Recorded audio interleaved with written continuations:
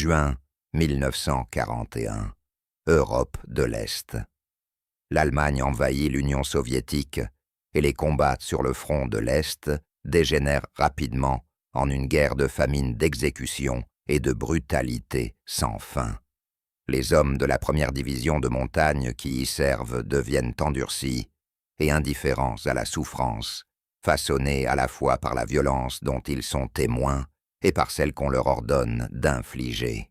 Lorsque ces troupes sont plus tard envoyées dans les Balkans, elles y apportent cette brutalité, avec elles les villages brûlent, les civils sont abattus, et la terreur devient une routine.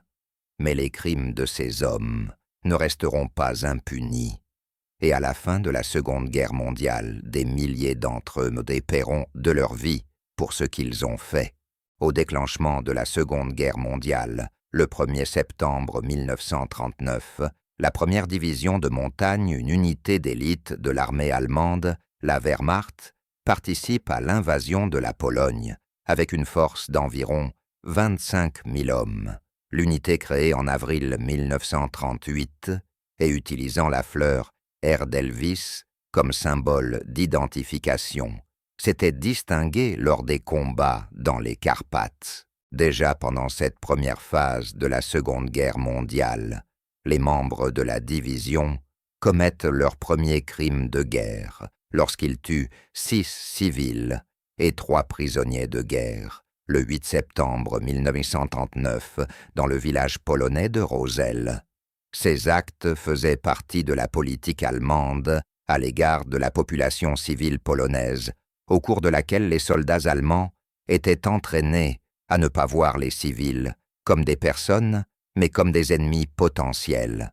Au printemps 1940, la division rejoint l'attaque contre l'Europe occidentale, et bientôt elle combat dans les forêts autour des rivières Meuse et Aisne. Elle se forge une réputation pour sa rapidité et son efficacité. Lorsque la France capitule après 6 semaines, certaines parties de la division sont maintenues en réserve pour d'éventuelles opérations contre le Royaume-Uni. Elles sont regroupées en un groupe de combat chargé de capturer la forteresse britannique de Gibraltar, fortement fortifiée et armée de manière moderne, avec sa base navale stratégiquement importante. Cette campagne proposée appelée Opération Félix aurait pu affaiblir de manière décisive la suprématie navale britannique en Méditerranée si elle avait été réalisée. Cependant, même lors de la reconnaissance clandestine, Francisco Franco, le dictateur espagnol, refuse de coopérer, parce qu'Adolf Hitler n'était pas en mesure de faire des promesses concrètes concernant ses plans territoriaux souhaités dans les Pyrénées et l'expansion de l'empire colonial espagnol qui aurait été construit à partir des colonies françaises. Par conséquent, l'opération Félix n'a jamais été réalisée. Peu après, la division est transférée et utilisée dans une attaque contre la Yougoslavie en avril 1941. Ici, la division remporte une autre victoire rapide lorsque le pays tombe en seulement quelques jours. Mais l'époque des victoires rapides allemandes touche à sa fin, et la guerre à venir allait durer beaucoup plus longtemps et devenir beaucoup plus sauvage. En juin 1941, la première division de montagne rejoint l'invasion de l'Union soviétique dans le cadre des groupes d'armées du Sud. Ces soldats combattent dans les forêts et les champs d'Ukraine, capturant des villes telles que Vinitsa et Oman. Là, sous le commandement du général de division Hubert Lanz, ils participent à la destruction des armées soviétiques, encerclées, capturant des dizaines de milliers de prisonniers, tandis que certains de ces prisonniers sont remis aux SS et exécutés, d'autres sont laissés à mourir de faim et de froid dans les camps établis pour les soldats soviétiques capturés.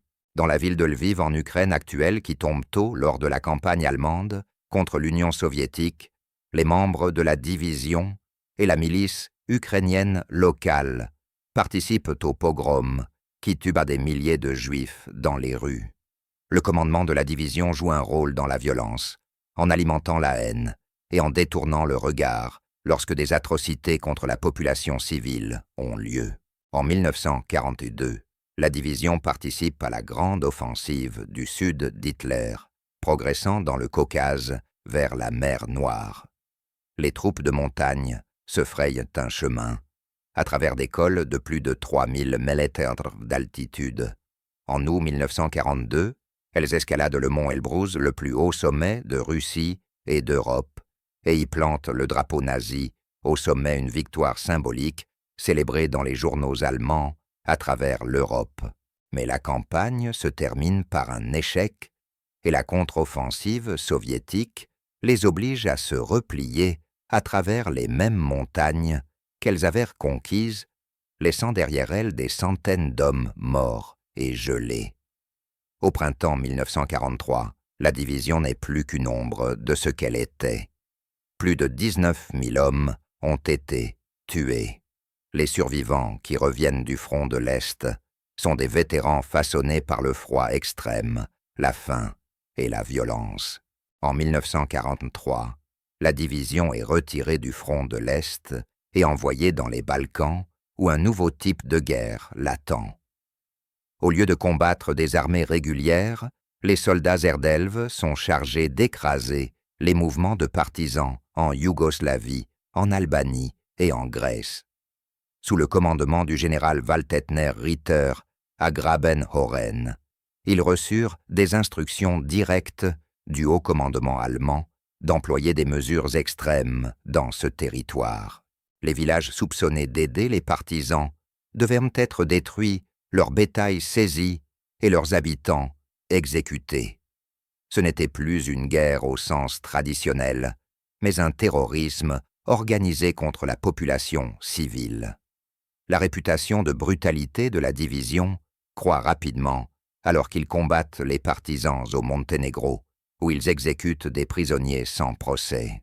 Les membres de l'unité tuent également en Albanie, où ils commettent le massacre de Bova le 6 juillet 1943, considéré comme le pire crime de la Wehrmacht en Albanie.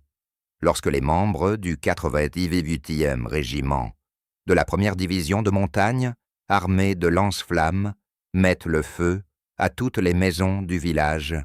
Alors que certaines victimes sont abattues, beaucoup sont regroupés dans l'église du village et brûlés vives.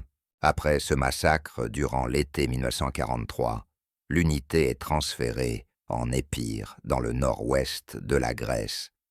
Cette région, avec ses montagnes escarpées et ses villages isolés, est suspectée d'abriter des résistants du mouvement EDAS, une organisation nationaliste grecque dirigée par Napoléon Zervas, qui combat à la fois les Allemands et parfois les partisans communistes. Le commandement allemand décide de détruire tout village lié à eux. Le 25 juillet 1943, les soldats du 98e régiment de la 1re division de montagne encerclent le village de Moussotita, peuplé de bergers et d'agriculteurs vivant de la terre. Les troupes se divisent en 4 groupes et attaquent de tous les côtés. Ils pillent les maisons incendiant les bâtiments et rassemblent les villageois sur un plateau surplombant le village. En fin d'après-midi, les captifs sont alignés et exécutés à la mitrailleuse. 136 personnes sont tuées ce jour-là, y compris des personnes âgées, des femmes et des enfants. Les corps sont jetés dans un puits sec, car il reste trop peu de survivants pour creuser des tombes. Un mois plus tard, le 27 août 1943, la même unité revient et exécute 17 autres personnes, y compris des familles entières. Le rapport allemand affirme plus tard qu'ils ont tué 100 bandits, un mensonge répété pour justifier les exécutions.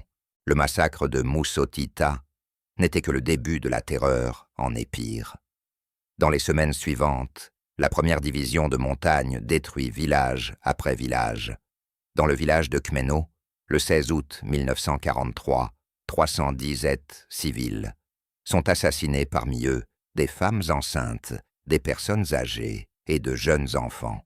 Les Allemands tuent dans cette attaque 94 enfants de moins de 15 ans. Les membres de la 1re division de montagne poursuivent leur travail sanglant en Grèce, également durant l'automne 1943, dans le village de Liadis, le 3 octobre 1943, après que des partisans ont tué un officier allemand, la division se venge en exécutant 92 civils, pour la plupart des femmes et des enfants, et en incendiant tout le village. Seules 5 personnes survivent au massacre en feignant la mort parmi les cadavres, puis s'échappent des bâtiments en feu en montant par la cheminée. Le plus grand crime de la division survient après la capitulation de l'Italie en septembre 1943. Les troupes italiennes stationnées dans les îles Ioniennes refusent de se rendre aux Allemands. La division Erdelvis reçoit l'ordre de les désarmer sur Céphalonie entre le 21 et le 24 septembre 1943. La division massacre environ 5200 soldats italiens de la 33e division acquis, qui étaient auparavant leurs alliés, lors de la conquête des territoires des Balkans pendant la guerre. Quelques semaines plus tard, à Saranda, en Albanie, les membres de la division exécutent les officiers de la 151e division Perugia italienne après leur reddition. Au total, durant l'été et l'automne 1943, la première division de montagne détruit plus de 200 villages dans l'ouest de la Grèce et en Albanie brûle plus de 4500 maisons et tue au moins 2000 civils. Seuls 23 soldats allemands meurent au combat durant la même période, montrant qu'il ne s'agissait pas de bataille, mais de massacre.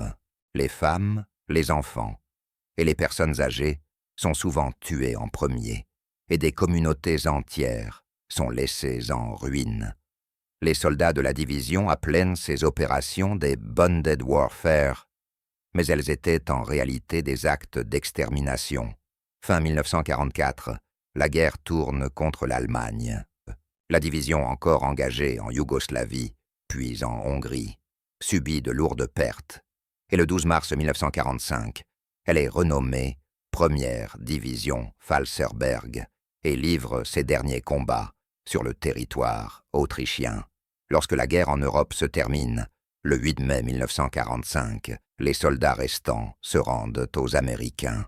L'histoire de la première division de montagne est celle d'une formation d'élite fière, née dans les Alpes enneigées, qui a été transformée en instrument de massacre.